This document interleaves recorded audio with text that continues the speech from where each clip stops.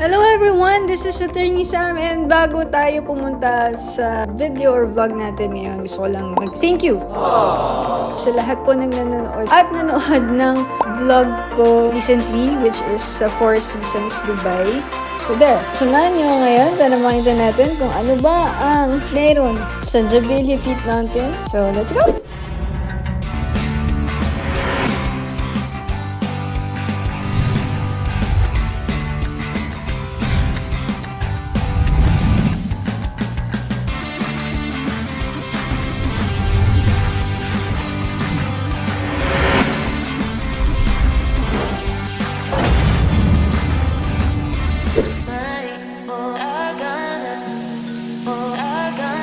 So dahil nasa UAE pa rin ako, may isa pa tayong pupuntahang lugar na sikat din, hindi lang sa UAE but sa buong mundo. In fact, nasa top 10 siya ng best mountains in the world. Considered the third highest peak in UAE, none other than Jebel Hafeet Mountain. Yes, Jebel Hafeet Mountain in Al Ain. When I did my live, nandun ako sa lugar, when you're standing on top of it, you're on top of 2 countries, which is Oman and then UAE. Iba kapag gusto mong mag-relax or gusto mo ng adventure and then you get to be on places like that. So, that time, biglaan lang din yung lakad na yun. Sabi ko, gusto kong magbasa sa taas ng bundok. So, kung nakapagbasa ba ako, tingnan natin. Kasi baka sobrang ganda, nakalimutan ko na ay ito pala yung pinunta ko dito. First off, Jebel Hafeet Mountain is at 4,000 feet above sea level. Ganyan siya, kataas. At ang Jebel Hafeet ay kabahagi din ng Hajar Mountains, kung saan ang ilang regions nito ay sakop na ng Oman. So ang mountain range na ito ang dahilan ng pagkakaibang ng klima ng Oman at ng UAE. Interesting. So, what about Jebel Hafeet? What are the interesting things na pwede nating malaman about Jebel Hafeet? So, first off, Jebel Hafeet is in Al Ain, and it is 180 kilometers from Abu Dhabi. It's considered to be one of the most scenic places to see in UAE. Well, it's breathtaking, and it's really a sight to see. You'll see the views of Rub Al Khali, the largest sand desert in the world, and the city of Al Ain. And of course, meron din dun UNESCO World Heritage Site, which is the Beehive Tombs. So the Jebel Hafeet is also very famous for its mountain road that allows you to get top where there are several viewpoints. Let's have 5 interesting facts about Jebel Hafeet. Number 1. Jebel Hafeet is the second highest mountain in the UAE. Jebel Hafeet is a 1,249 meter high mountain, so that's above sea level, and located in the city of Al Ain, an ancient desert oasis. Number 2. Jebel Hafeet Mountain Road is one of the most scenic in UAE. Pinakamagagandang mountain roads, hindi lang actually sa UAE, pero sa buong mundo rin. And meron nag-iisang hotel doon, yung Mercure Grand Jebel Hafeet Al Ain Mountain with a crazy view. So maganda rin i-try sa mga gusto ng mga mountain hotels yan. The area around the Jebel Hafeet Mountain is a UNESCO World Heritage Site. Dahil meron pong mga na-discover doon na remains of ancient settlements and tombs dating back to over 8,000 years. And the foothills of Jebel Hafeet, meron silang desert trails na pwede nyo rin pong i-explore by 4x4 car o kaya mga buggy.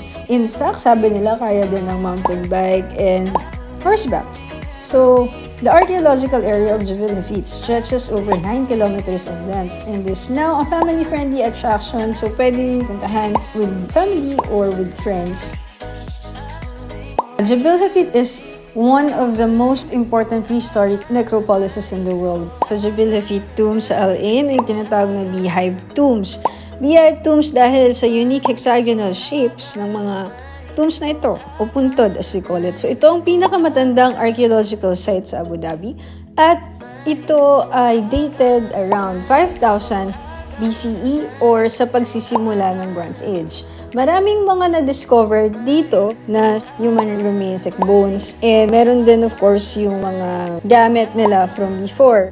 But these artifacts, hindi lang yung local from here, meron ding na-discover na mga artifacts galing sa iba't ibang lugar, which will prove na merong trading or kalakalan na nangyayari between this part of the world and places like Iraq and India.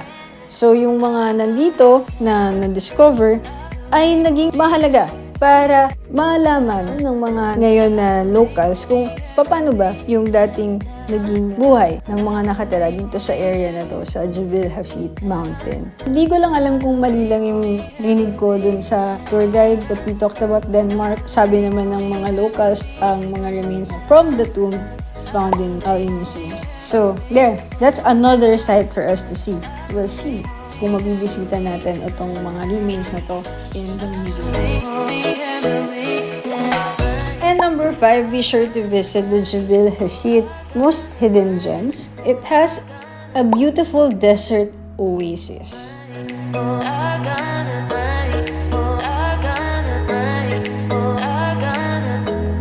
Al Ain is located in a beautiful desert oasis surrounded by dusty sand dunes and rugged mountain of Jebel Hafeet. So this border between UAE and Oman runs right along the city center of Al Ain, and this allows us to understand the importance and vitality that this city had since the ancient times. Actually, we were brought by the guide to the border. As in, kita mo na, ito na yung Oman. Just right there from where we were standing in Jebel Hafeet. Also, it could be said that staying on top of Jebel Hafeet, the Mercure Grand Jebel Hafeet Hotel, is one of the most relaxing places to go to in UAE. Also, sabi nila, meron ding isa pang alternative yung Telal Resort Al Ain because it has stunning views over the entire region. So, how to get to Jebel Hafeet? To get to Jebel Hafeet from Dubai or Abu Dhabi, you have to head to the city of Al Ain, located inland towards the border with Oman. So the most convenient, fun, and economical way to reach Jebel Hafeet is to rent a car and drive through the scenic roads. So from here, it is about 50 kilometers, including 11 kilometers scenic mountain road to reach the summit of Jebel Hafeet. Yes, definitely. Ang sarap lang i-enjoy ng view. Maganda nga kung ikaw nagdadrive, no? Or you rent a car na may nagdadrive for you para hawak mo yung oras mo. Actually, made live po sa Facebook nung nandun ako para ma-share ko sa inyo as it happens. Nasa buggy kami sa Jebel Hafeet and then makita niyo din doon yung glamping area. Sobrang fun, sobrang relaxing, and masarap siyang ulitin na experience. Pero sana next time, I can go to the highest mountain in UAE and experience how it feels like to be in the summit. So that's it for this video. Thank you so much for all of those na sumama sa akin dito sa aking Jebel Hafeet Mountain trip and glamping. So thank you guys, and please do not forget to subscribe and hit the like button and notification button, of course, para malaman nyo kung may mga bago akong upload na videos. Comment down below what you think of Jebel Hafeet or what are your suggestions, where can we go next. So thank you, and this is Atty. Ferrer till our next vlog.